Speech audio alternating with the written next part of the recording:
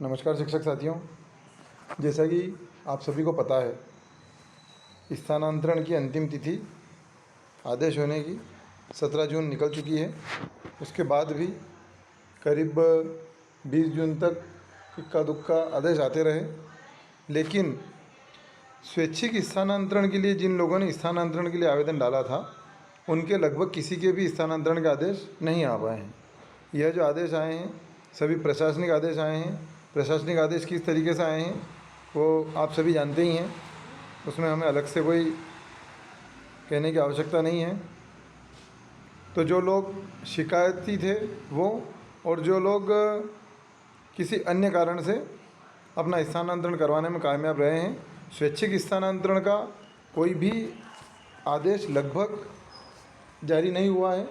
एक रिपोर्ट के मुताबिक करीब 22 से 25 हज़ार शिक्षकों का आवेदन स्थानांतरण के लिए अभी तक लंबित पड़े हुए हैं, और ऐसा सभी विभागों में यही आंकड़ा लगभग बराबर चल रहा है। कर्मचारियों के हिसाब से बहुत ज़्यादा आंकड़ा है जहाँ पर स्थानांतरण नहीं हो पाए हैं।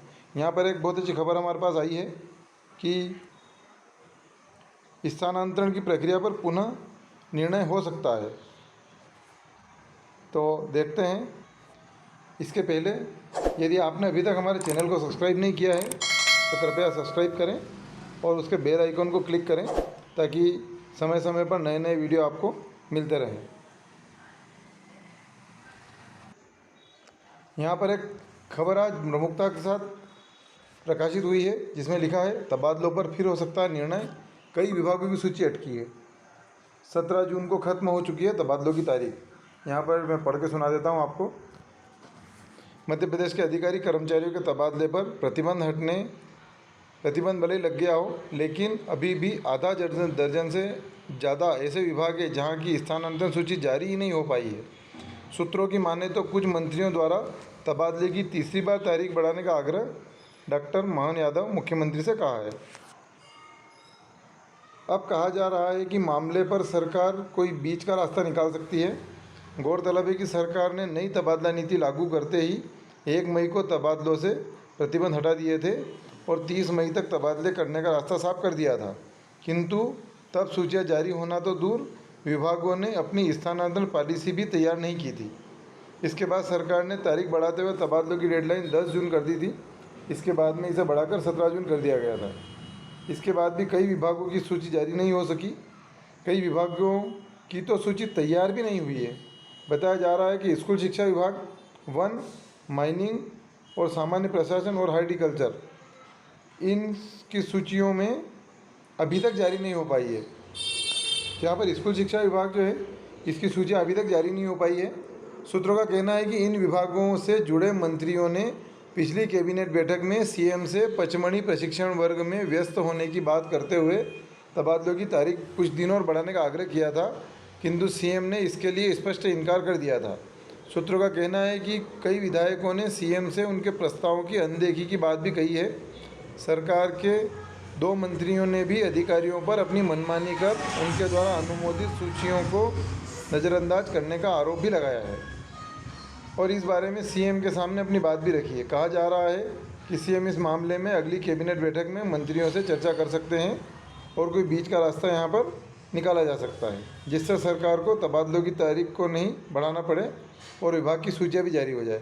तो यहाँ पर कुछ ऐसा बीच का रास्ता निकलेगा जिससे तबादले की तारीख भी नहीं बढ़े और सूचियाँ जारी हो जाए।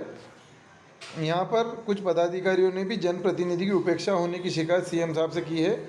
सभी को संतुष्ट करने का आग्रह भी सीएम महोदय से किया गया है। यहाँ पर लिखा है 22,000 शिक्षकों के आवेदन लंबित। स्कूल शिक्षा विभाग स्थानांतरण सूची जारी करने के मामले में सबसे पीछे रहा है। बताया जा रहा है कि करीब 22,000 शिक्षकों के स्वैच्छिक स्थानांतरण आवेदन पर अब तक कोई निर्णय नहीं हो सका है। इसमें से अधिकांश ऑनलाइन पोर्टल के माध्यम से आवेदन किया था, किंतु उनके आवेदनों पर अब तक कोई विचार नहीं हो सका है। जानकारी की माने तो स्कूल शिक्षा विभाग द्वारा मुख्यमंत्री डॉक्टर मोहन यादव से स्थानांतरण की तारीख में मोहलत देने के लिए पत्र लिखा है। इसके अलावा कुछ दूसरे विभागों के मंत्रियों ने भी सीएम से औपचारिक तौर पर तारीख बढ़ाने का आग्रह किया है।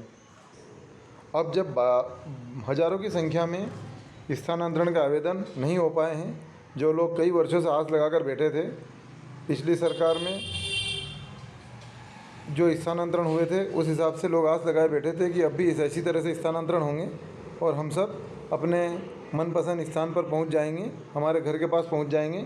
वो सभी लोग मुफ्त में परेशान हो रहे हैं। यहाँ पर लिखा है, स्थानांतरण आवेदन पर कोई सुनवाई नहीं होने पर कई आवेदक भोपाल स्थित विभाग के मुख्यालय, मंत्रालय और मंत्रियों के आवासों के चक्कर काट रहे हैं।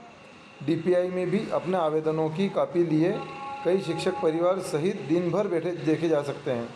मतलब बेचारे शिक्षक मरता क्या न करता वाली स्थिति में अपने पूरे परिवार को लेकर डीपीआई और मंत्री विधायकों के और अधिकारियों के चक्कर लगा रहे हैं। मंत्रियों के बंगलों में भी अपने समर्थकों के साथ विधायक और भाजपा नेता, पूर्व विधायक भी स्थानांतरण के लिए आग्रह कर रहे हैं। तो साथियों, स्थानांतरण के लिए जिसने आवेदन डाला है और जो वास्तव में मानवीय दृष्टिकोण से जिसका स्थानांतरण बहुत पहले हो जाना था, बहुत सारे कमेंट इस तरह के आ रहे हैं।